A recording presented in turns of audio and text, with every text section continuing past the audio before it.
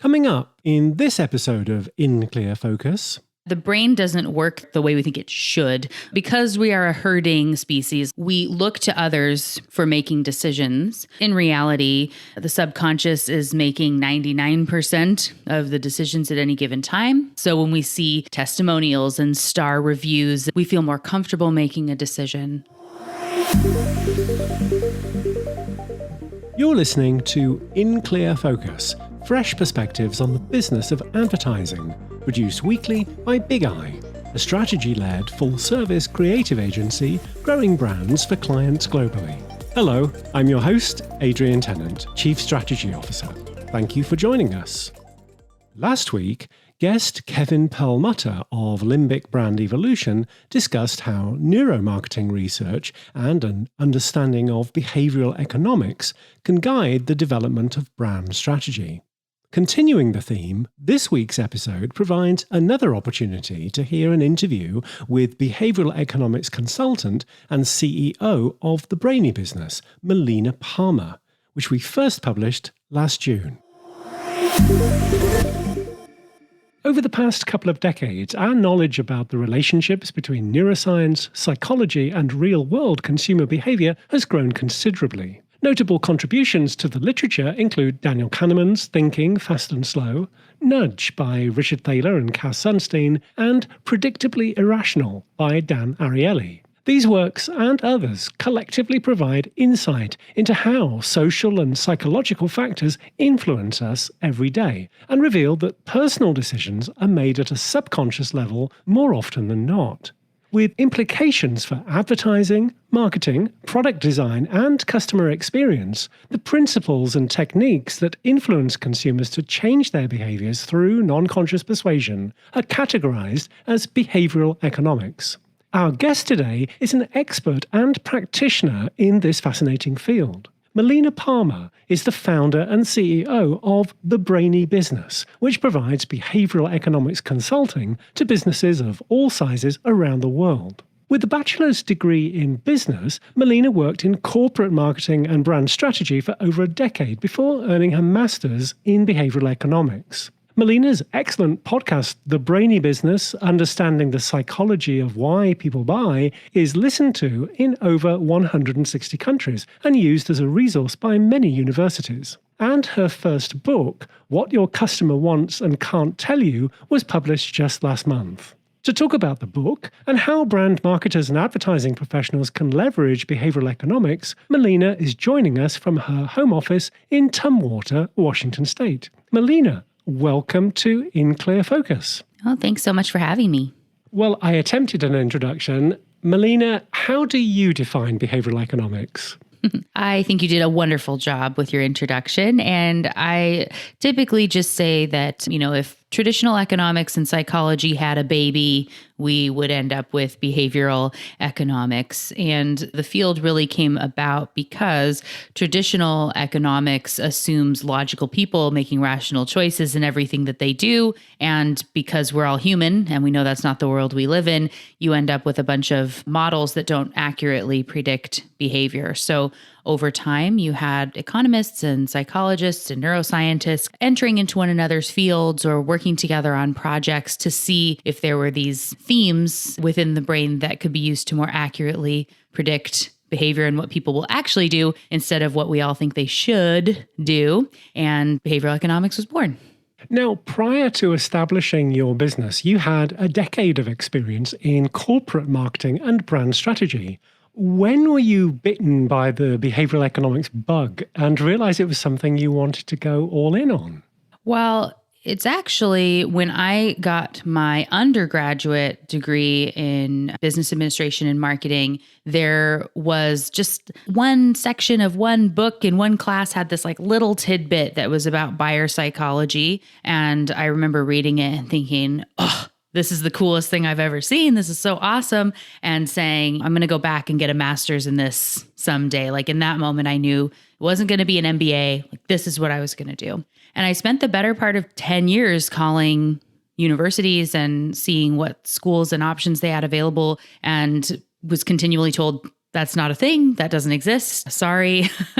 And I was a little bit discouraged, but just working in my marketing space and loving what I did and doing some research and innovation and things like that. And I was part of an innovation program for credit union professionals, and it was kind of like a fellowship program. And they brought in some people from the Center for Advanced Hindsight to talk about what they were doing in their work. What is the Center for Advanced Hindsight? Yeah, the Center for Advanced Hindsight is the group out of Duke University. So that's led by Dan Ariely. And I remember seeing the studies and had that epiphany moment of, this is what I've been looking for. And so I cornered them, was like, tell me everything.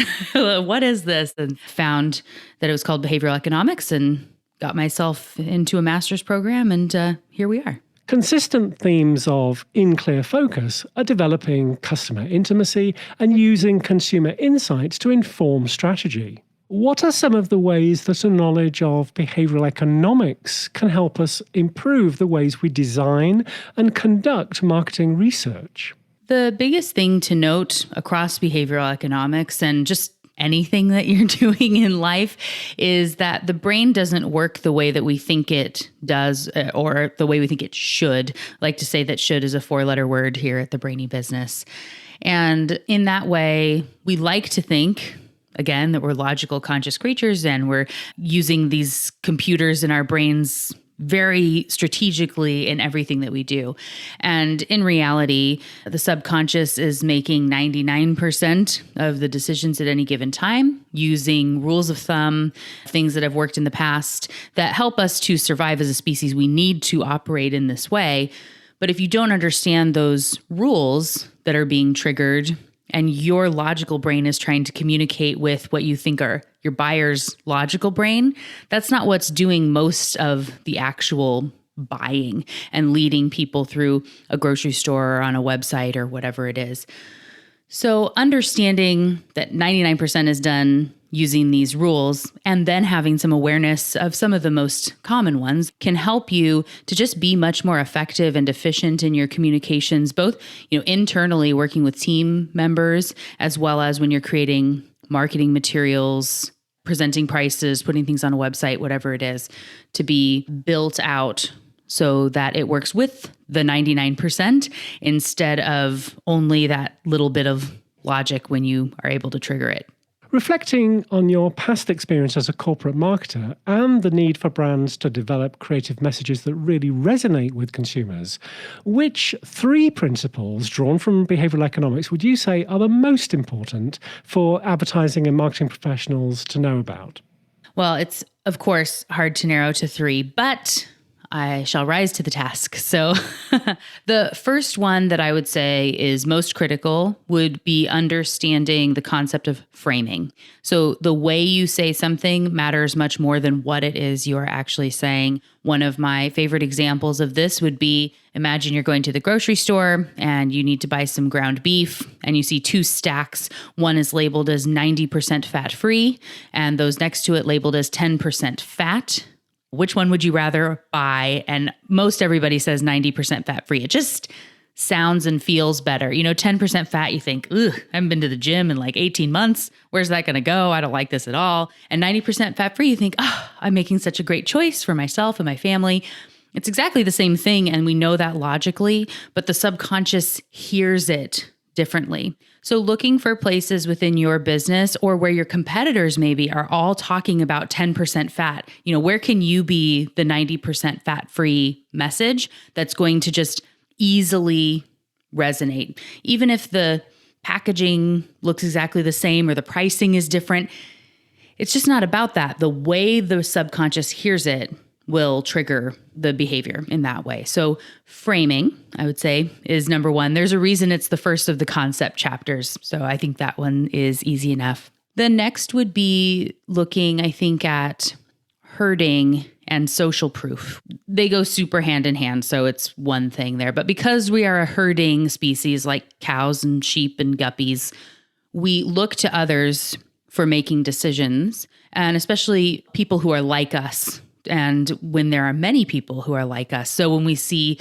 testimonials and star reviews and long lines at a particular restaurant or whatever it is, When we see others have been there and have done something, we feel more comfortable making a decision. So that has a lot of power. Or even being able to say that this particular product is the most popular can increase the likelihood that it's going to buy. And it will become even more popular when you put that moniker on it. So be truthful, but if you have something that is popular or the best value or whatever, it may feel like you don't have to say it, but when you do, it can increase the likelihood that more people will pick it. So that is one more. And I would say a third, we'll go with priming, which is whether it's imagery or word choice, something that happens just before the action can be very influential on a choice that someone is going to make. One example being people were asked to work together on a project, put into a room.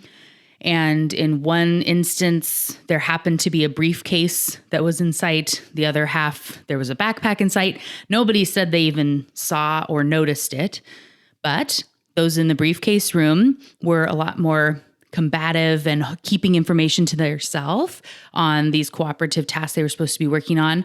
Whereas those in the backpack room were more cooperative, because when we think about the associations that our brain has with a backpack is when we were in elementary school or high school and working on team projects, and briefcases are for boardrooms and battling it out over money or whatever it is. So again, everybody said they didn't see it, just like people may say they never notice Facebook ads or commercials don't work on me. That's just wrong. Even if they don't realize it, these things are happening in our brains all the time.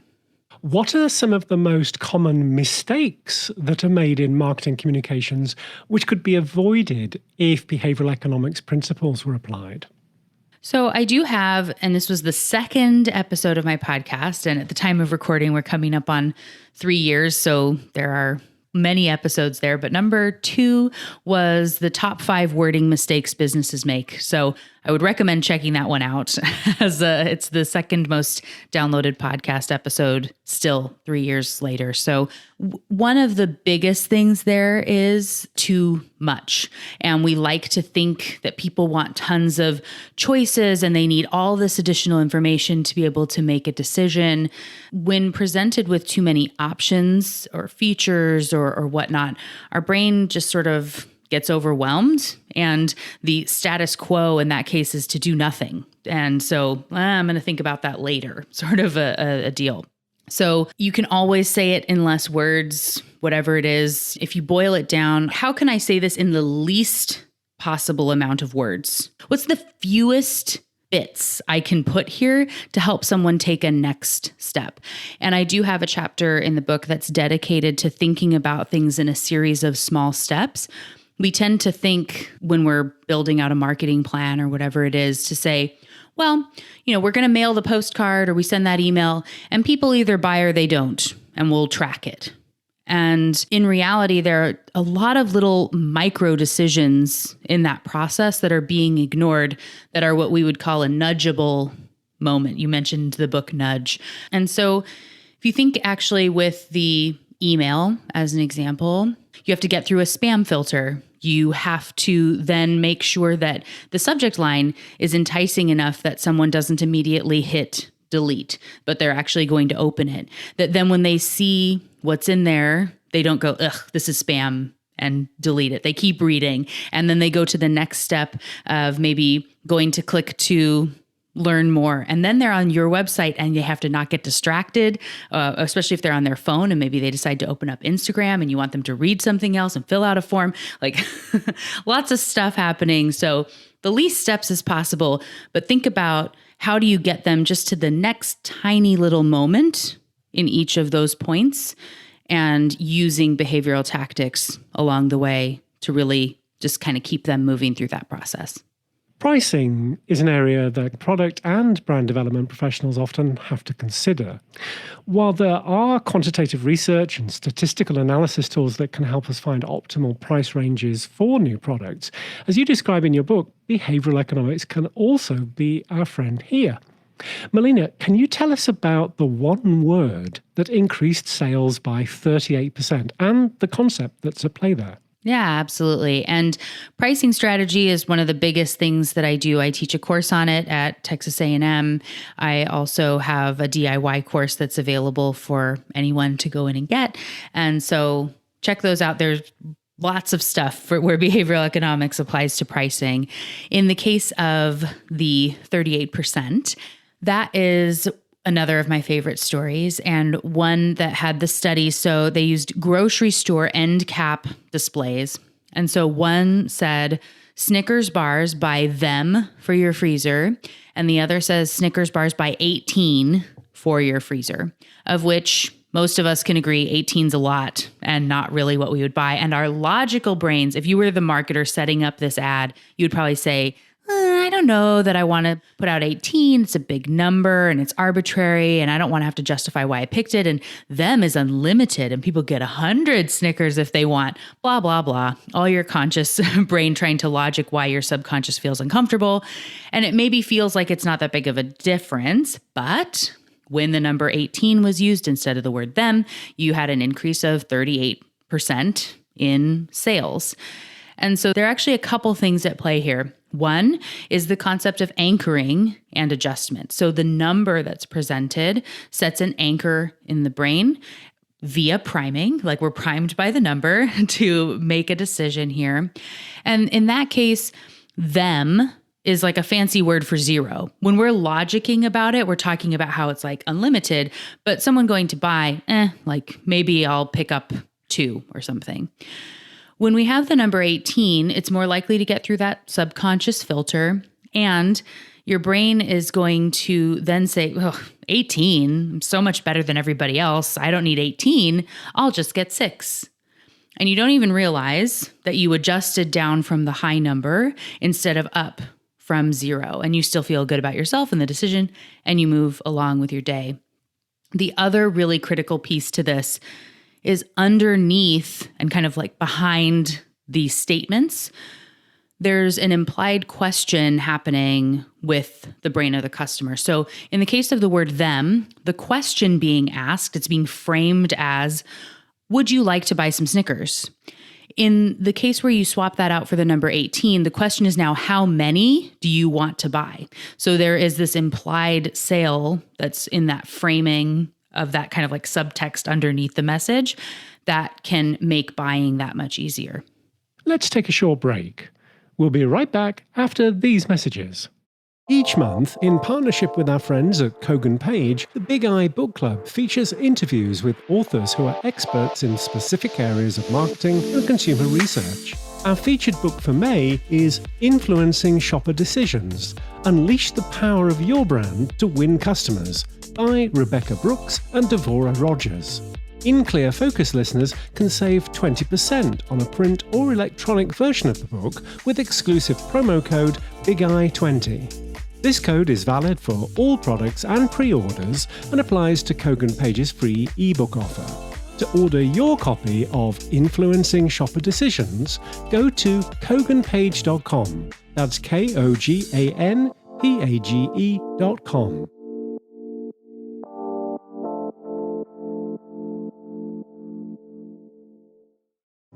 Last October, Big I published a market research report entitled Retail Disrupted: What Shoppers Want from Brands Today. We surveyed consumers across America to find out how their shopping behaviors had changed as a result of the pandemic. In a special Big I video event, we're joined by 4 experts who reflect on the study's findings and explore the implications for retailers and brand marketers in 2022. It's logical to assume that as we see this metaverse constructed, as we as individuals spend more and more time in these virtual worlds, that the adoption of things like virtual apparel might start to make more and more sense. I think being channel agnostic and just making sure that you are, meeting your consumer where they are is important. To not think about channels as competitives to each other, thinking about them as complementary. When you're watching something as a live stream that's linear, there's no choice but to watch what's going on at that moment on the shopping television. I see NFTs as an invitation for consumers to join brands on a digital journey, and for brands to invite consumers to spend their cryptocurrencies and their time into building a relationship with the brand. For a lively discussion about the future of retail and marketing, watch Big Eye's Envision 2022. For details, go to bigeyeagency.com/insights. Welcome back. I'm talking with Melina Palmer, CEO of the Brainy Business and author of What Your Customer Wants and Can't Tell You: Unlocking Consumer Decisions and the Science of Behavioral Economics. Melina, what led you to write the book? So I started my podcast while I was actually still in my master's program, because when I started, I knew I was sort of early because I had been calling for years trying to find a program like this. And, on an academic side of behavioral economics, the field is built on decades worth of research. But in the applied space, it was surprisingly little that existed in the materials that my teachers were providing for me, just in what you could find. And so things that were really clear to me as far as how this applies to brand strategy and pricing and communications and all of that, you just didn't really see anywhere.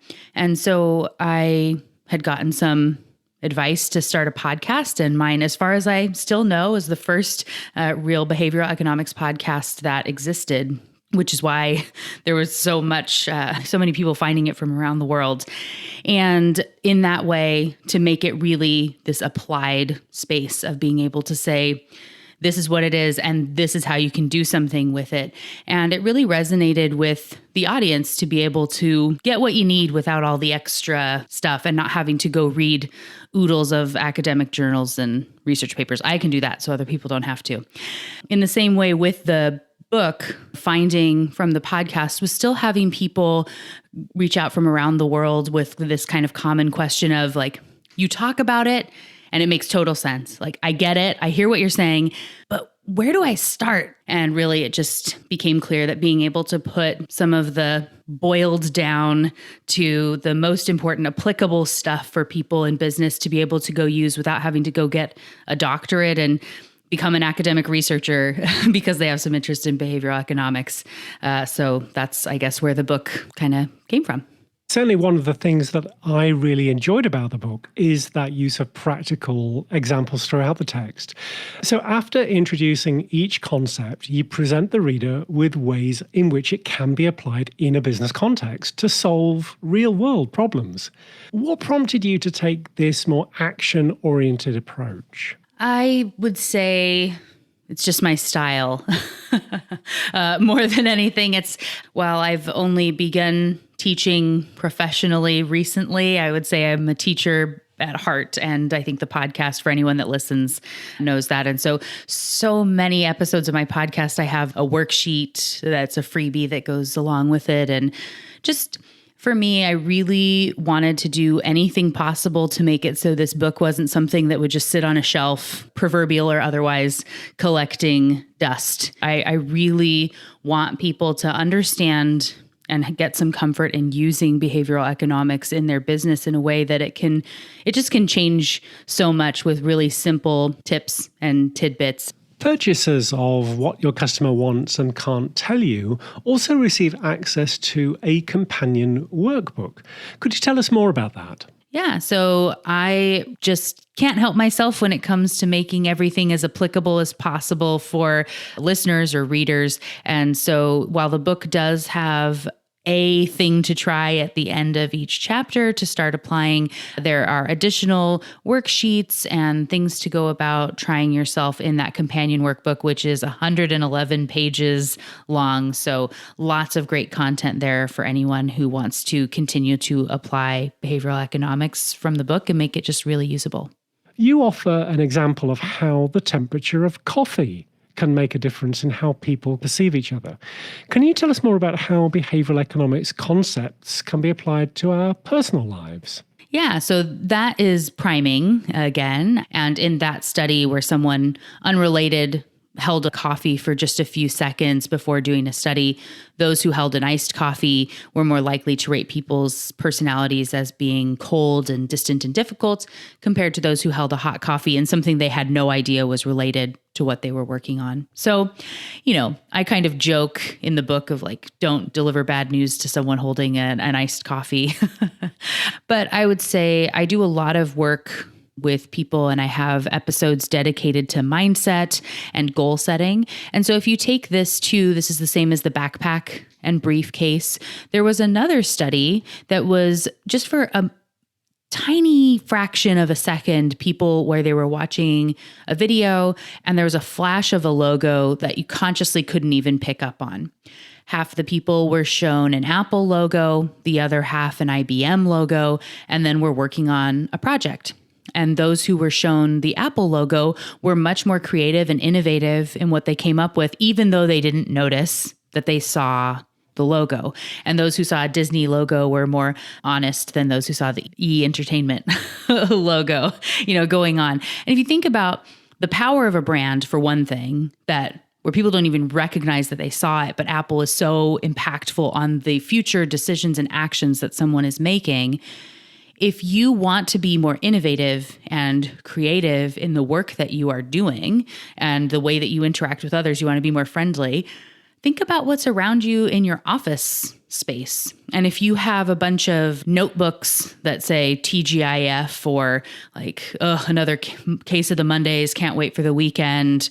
I'm a big fan of sarcasm, but I don't have a lot of little sarcastic quotes around me when I'm working because I know that they will impact everything that I'm doing. So if you want to be more innovative, put a big Apple logo on your wall and it'll be constantly reminding you throughout your day. And if you want to be more friendly, I guess maybe have some Disney characters for when you're talking with coworkers or other people in your life. But those priming things, we don't realize our eyes are scanning the world around us constantly 2 to 3 times per second. And it's picking up on all of that, even if you don't consciously recognize it, and it impacts your behavior. In the final pages of your book, you offer advice for readers to help internalize behavioral economics concepts. You suggest that we all become curious questioners in the context of reading advertisements.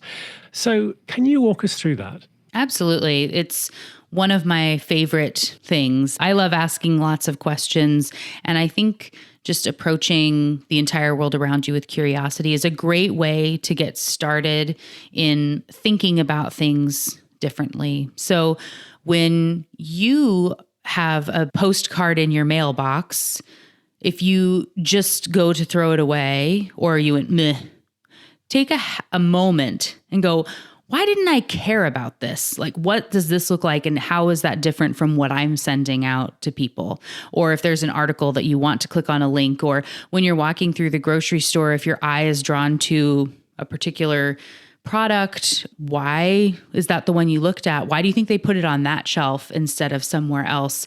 Going back to some of the priming, there's prime real estate in the cereal aisle and you'll notice potentially now that the ones that are targeted for children, the mascot's eyes are looking down and they'll be closer down on the shelf. And those targeted at adults, the eyes are looking straight on to try to have that relation with the ultimate buying person who wants that particular product.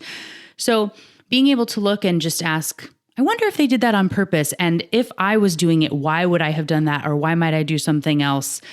Getting to question what others are doing can help you be more thoughtful about your own products and services and approaches as well. Another of the things that I really like about What Your Customer Wants and Can't Tell You is the inclusion of links to episodes of your podcast that offer additional examples and further discussion of the principles you introduce. How many podcast episodes have you recorded to date? 155 is the most recent. And within the book, there were a few less. I think we were in the 120s or 130s or something. But there are many links to episodes, and some I knew were coming and conversations that have been recorded and things. So really, again, it is about being that additional resource. I know from my podcast, I have people constantly say that my show notes are some of the gold standard, just very extensive with timestamps and tons of links to articles that I was reading or the book that this quote came from or where you can get more information in past episodes. So there's just tons of stuff in those show notes. And people really value those who do want to dig deeper. It's nice to have a reference that you can go to and know that that's where that fact came from or whatnot. So the book itself, outside of my podcast episodes even, there are over 200 citations within the book. So there's lots and lots of past content and additional information for people to go find if they want to dig deeper. Melina, how does your company, the Brainy Business, typically work with clients? There's a bit of a mix to make sure that there is kind of something for everyone. We have everything for entrepreneurs and small business owners, some DIY courses and the books and the podcasts and things that people are able to get. And then also have for corporate consulting. So that's more like I would be going in and working with a team on a project if there's a specific goal. I teach at Texas A&M University through the Human Behavior Lab there. And so having a tie-in if we were wanting or needing to build out a project that's using the research lab to where we're able to bring in the eye tracking and EEG scanning and facial recognition and all of that. We have the Human Behavior Lab to lean on for those types of projects. So it's a bit of a mix, which I enjoy. I like to say I'm kind of like a chameleon that would work best for the business. Instead of saying, this is how you work with us and you have to fit within our box, I like to see what is the best fit for a company and what would work well for them and their team. And we usually just sort of make it work. Do you foresee a greater adoption of behavioral economics in Marcoms over the next few years? Yes, and I really, really hope so. There's so much more buzz and interest and questions, and where I've been speaking at market research conferences. There's huge awareness of the field now, a lot of books that have been coming out and more mainstream. So Bloomberg named behavioral scientists the top job of this decade back at the end of 2019. And there are programs in universities. I hope that every business school, honestly, behavioral economics should be a part of every single business curriculum. So hopefully resources like my book, What Your Customer Wants and Can't Tell You, and those from others will be making their way in to help people to really use the information and have it be adopted across industry. Melina, if In Clear Focus listeners would like to learn more about you, your consulting with the Brainy Business, your podcast, your online community, or your book, where can they find you? Well, the best thing is everything is easily found at thebrainybusiness.com, and you can find the book, the podcast, social links, things like that. I am on all the socials pretty much as the Brainy Biz, B-I-Z, or you can find me as Melina Palmer on LinkedIn. And yeah, if you wanted to even send an email, melina@thebrainybusiness.com, you can find me that way too. Melina, thank you very much for being our guest this week on In Clear Focus. Thanks for having me. You've been listening to an Encore edition of In Clear Focus with guest Melina Palmer, behavioral economics consultant and CEO of the Brainy Business. Since we first published this episode last June, Melina has announced that she has a new book coming out later this year entitled What Your Employees Need and Can't Tell You: Adapting to Change with the Science of Behavioral Economics. And her new book is available for pre-order. As always, you'll find a transcript with links to the resources we discussed today on the In Clear Focus page at bigeyeagency.com under Insights. Just click on the button marked Podcast. Thank you for listening to In Clear Focus, produced by Big Eye. I've been your host, Adrian Tennant. Until next week, goodbye.